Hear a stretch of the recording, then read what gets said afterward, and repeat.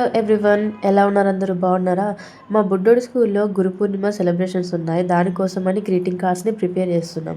చాలా మంచిగా చేద్దామని చాలా వీడియోస్ చూస్తే మనకి ఏది అర్థం కాక మనతో అయ్యేది కాదని పక్కకు పెట్టేసి ఇలా చార్ట్ తీసుకొని ఇలా గ్రీటింగ్ కార్డ్ని సింపుల్గా ప్రిపేర్ చేసాము. మాకు వచ్చినట్టుగా నేను మా హస్బెండ్ కూర్చొని చేసాము. 3కి కూర్చుంటే 6:30 అయింది. ఎందుకంటే మనం అంత ఎక్స్పర్ట్స్ ఏం కాదు కదా దీంట్లో, కాబట్టి టైం ఎక్కువ తీసుకోవాల్సి వచ్చింది.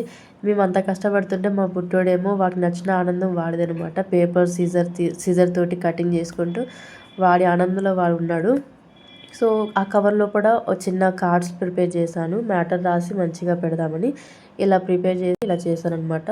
ఇలా ఫ్లవర్ కూడా చేద్దాం అనుకుని చేసాము. చాలా బాగా వచ్చింది. ఫస్ట్ టైం అయినా చాలా కష్టపడి అటు ఇటుగా ఏదో ఒకటి చేసి ఫైనల్గా రెడీ చేసిన తర్వాత ఆ కార్డ్ మీద దాన్ని స్టిక్ చేద్దాం అనుకున్నాం. బట్ అసలు మంచిగా అనిపించలేదు. తర్వాత ఏముందని అని పక్కకు పెట్టేసి నార్మల్గా కార్డ్ని ప్రిపేర్ చేసాము.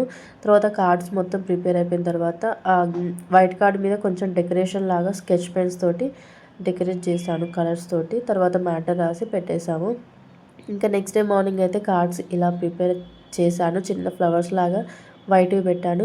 సో ఫైనల్గా కార్డ్స్ అనేది ఇలా ఉన్నాయన్నమాట. టీచర్స్కి గిఫ్ట్స్ ఇద్దామని పెన్స్ అండ్ చాక్లెట్ తీసుకున్నాము.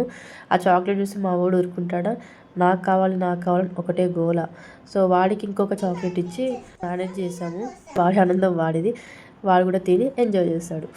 ఇంతకీ మీరు ప్రిపేర్ చేస్తారా కార్డ్స్ని? మీ ఎక్స్పీరియన్స్ చెప్పండి. Bye bye.